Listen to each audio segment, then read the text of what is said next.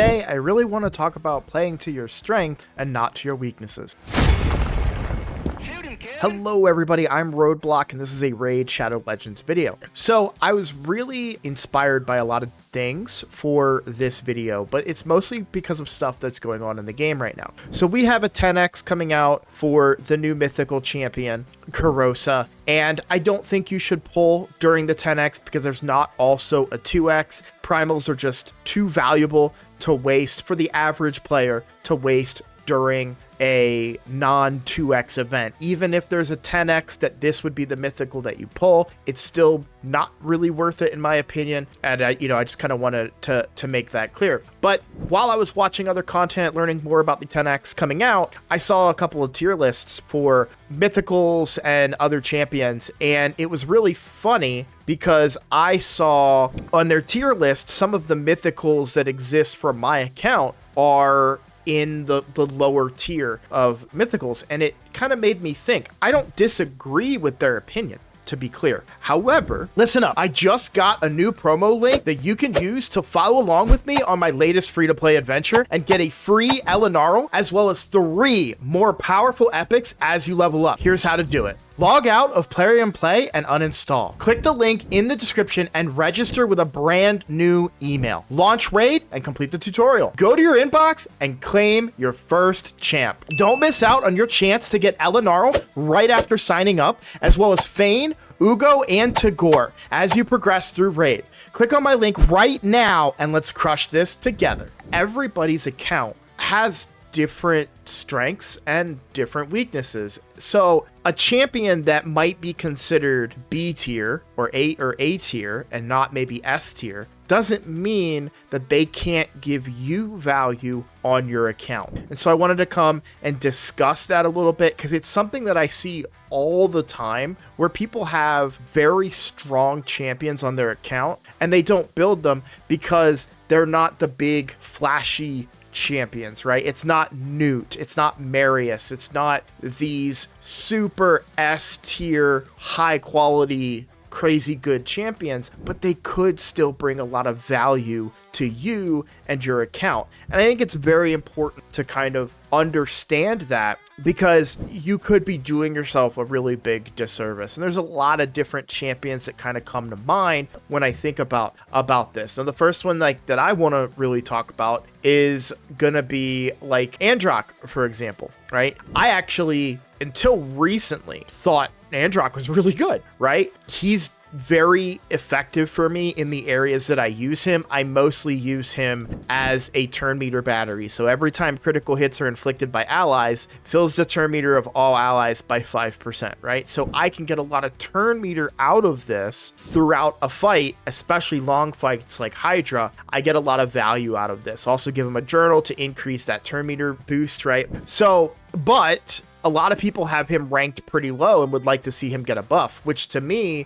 is like, okay, yeah, buff the guy that I use in a lot of different places. I'd love to see him be stronger because I already find value in him as it currently stands. Likewise with Mezimel. Mezimel is my best nuker on the account, which is crazy to say when you see, you consider like Commodus and Empress, right? But Mezimel can do something on my account that I only have a few champions that can do this, and that's ignoring Stone Skin. But it's also block reviving. So Mezimel is one of my biggest counters to Sun Wukong because I can block that revive with her A2. Usually I can take out something like Sun Wukong, then transform into the second form, which hits pretty hard. I would like to see this form hit a lot harder, if I'm being honest with you guys. Yeah, if people are calling for her to get a buff, like, I'm all for it, but she is still really good for my account. Another champion who does this that is good on my account is Ailil. I used him quite a bit because he can ignore Stone Skin on a single target hit. Hits pretty hard with this, just got a buff as well, but I don't think the buff was enough to really make him meta for like the top endgame players. And I don't play him as much anymore because he only has a 1-star blessing, but he's still a really good champion. He hits really hard and I really like him quite a bit. I've always had a different plan in mind for how I would have liked to see him get buffed. I would have preferred to see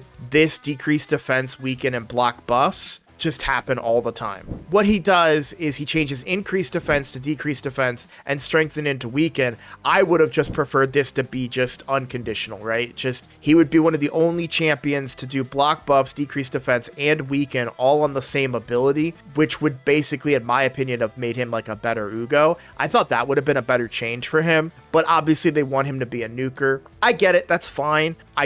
That was the change that I always wanted to see on him, because there aren't any champions, I think, who do that all on one ability. And I thought that would have been very special for a Void legendary, kind of like an upgraded Uugo, if you will. But I digress. That's not the change that they went with. They increased his damage, but I had people telling me in my comments before, even before the buff, they were getting, he was their best nuker, right? And that's the point. If you had a new account today and the first champion that you pull that's a legendary is Ailil, gonna be the best nuker that you're probably ever, like, just gonna be so dominant and powerful for you. It's really important to understand your roster and not just go by what everybody else says that you should do, right? Just because a champion isn't Taras or Narcissus or Nice, right? It doesn't mean that you can't find the same level of success for your account at your level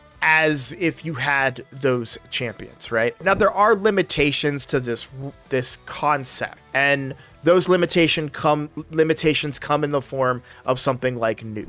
Newt is kind of falls outside of what I'm saying a little bit because he is so unique in what he does. Because he is one of the only champions who can do turn meter reduction, but also bringing freeze, making him the quintessential Fire Knight champion on any difficulty. It can be really challenging, and we've discussed that on the channel before. It can be really challenging to complete Fire Knight without Newt. So he's one of those ones that kind of falls outside of this because he fills a very specific niche. But not only does he fill that niche, he also is good pretty much everywhere else in the game. So there are kind of exceptions to that. But the point that I'm really trying to kind of focus in on is the fact that just because there are champions that maybe aren't as high on somebody else's tier list doesn't mean that if your roster is limited that they're not very good. I'm trying to think, so like support wise, like Kaja kind of comes to mind. I know Kaja's good.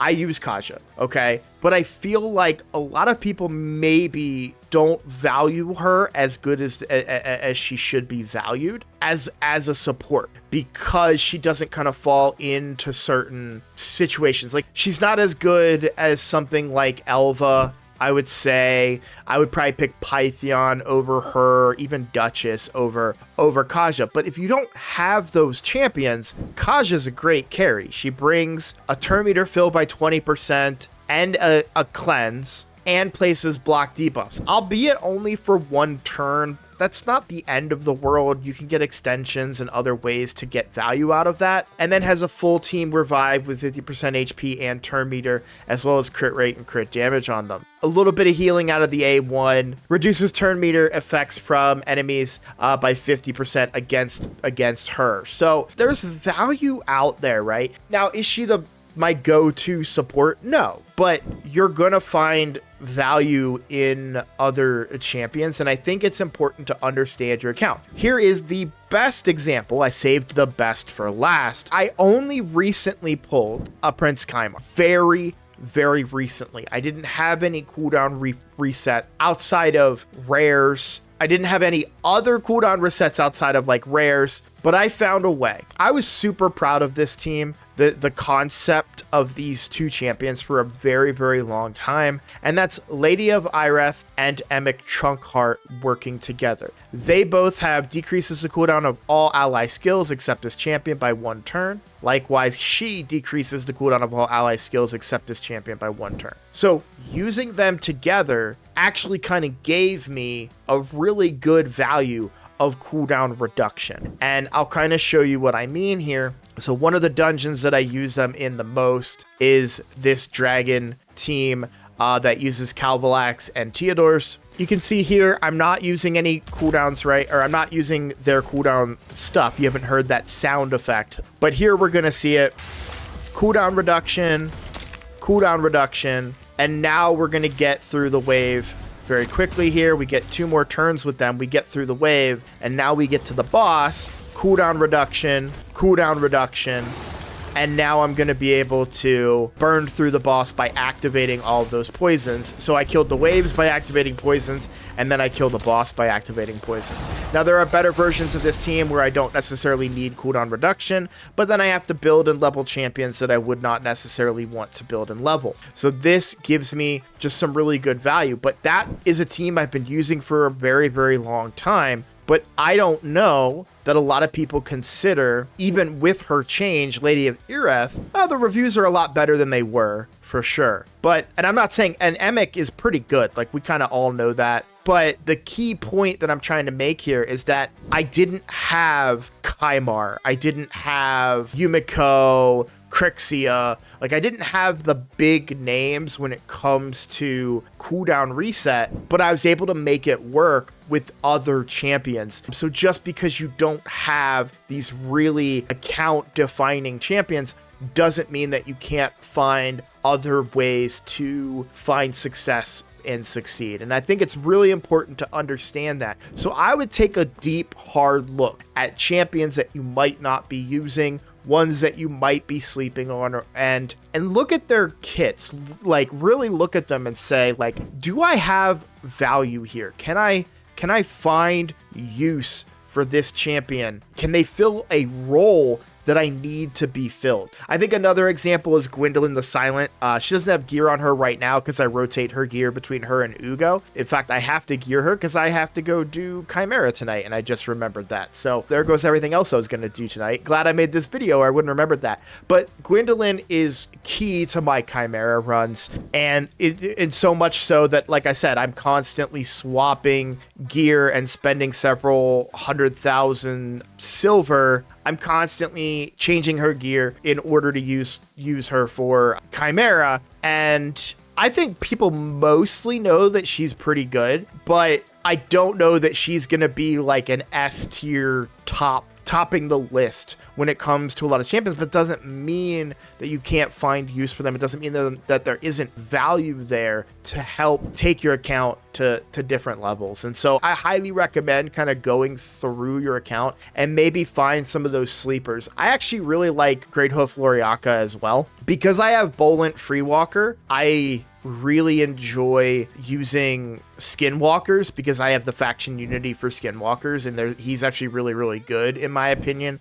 I've made a whole video dedicated to him before, but Greathoof Loriaca could act almost like an arbiter in that role because she brings a 20% turn meter to all allies, fills her own turn meter, and also fills turn meter each time an ally buff is removed, transferred, stolen, or even expires, right? So she's like a turn meter massive producer, but look at these ratings, right? And that's even with the changes to her kit because she got reworked a little bit ago to be better. But see, I know that I don't use her particularly because I just can't quite, I couldn't get her to be faster than my Bolent. Bolent is the fastest champion on my account. He's only 371 speed, but again, I'm a newer account. Like I don't have the 400 plus speed capabilities yet, but I am able to get him with 433 accuracy, and he ignores resistance with a full team. However, even if I went just pure speed, no accuracy considerations whatsoever, because I just can't get Loriaca to get to the speed that I can get Bolent to. And so it's just a gear limitation, but if I ever get a blessing on her or get better gear where I can just focus on speed and hopefully get her into that 380, 390, 400 mark, it would really be able to change things up for me quite a bit when it comes to my Skinwalkers team. Because one of the biggest issues that I have without having a turn meter booster is that if they are faster than my 371 speed Bolent Freewalker, then I just lose the fight. So if I could focus only on speed, but even when I focus only on speed, I'm just not fast enough. I've used optimizers and everything. I still don't want to like just take Arbiter's gear. And even then, Arbiter's only 366 speed. So yeah, because I have certain limits where I don't want to take gear off of certain champions and slow them down, it makes it harder to build my Bolent. But still, there's value in champions that you might not consider. And just looking through my roster, that's one of the ones that actually sticks out to me right away as a very, very poorly reviewed one. But as a turn meter booster in Arena, she's really good. But I actually give a lot of value to a 20% that also brings block debuffs and increase accuracy when I need accuracy to land the stuns from Bolent or land the bombs from Nishak, which is what I would do. And one of my biggest issues with Nishak is getting resisted. So Nishak only has 513 accuracy, and 255 speed. So he's pretty slow. So getting resisted is a pretty big problem for my Nishak. So having that increased accuracy and that block debuffs would be really good for me. The other champion that I bring currently is Basher to lock out the enemy team. But again, he's still a little slow because he needs such high accuracy, only 294 speed. So I have a difficult time getting that lockout if they have something like a faster Fabian on their team, because the stun from Bolent will get taken away, right? And so that's where so if he's faster, then he locks out my guy. And so getting a lot more speed on the team would be really good. She would provide a lot of value specifically to my account if I get the gear to build her that way. So, all right, I feel like I've beaten this enough. I just really wanted to kind of mention that and bring that up for you guys, because I see it all the time where people are like, yeah, I don't know who to 6-star next. I think it's between this champion and this champion. And you look through the roster and you're like, you've got a powerhouse right here. Why aren't you building them? Oh, well, they're a B tier champion and so. It's like, well, you have 17 supports and you're talking about leveling another one because they're S tier. Your best nuker is an epic, and you've got this really good, A tier legendary nuker that I bet you will do more than that epic that you're using, right? And so it's stuff like that I see, and I just want to say, like, hey, just because people don't value champions the same way doesn't mean that they're not worthwhile on your account. And I'll even go so far as to talk about one champion who I'm not a big fan of. I've talked about this before. I'm not the biggest fan of Syl. I have found value in her thanks to Bront. Shout out to Bront. And I've used her in some areas of the game, particularly Amius. I found her to be a very, very good healer for me in Amius over some of the other options I had at the time. So, but just because I don't like her doesn't mean that she can't serve you on your account, especially if you don't have something like Armands. If you don't have Armands, she can be that potential stun champion for you, right? So anyways, all right, guys, we'll call that a video. I'll spare you anymore. I just want to say thank you guys so much for watching. I hope this really helps you.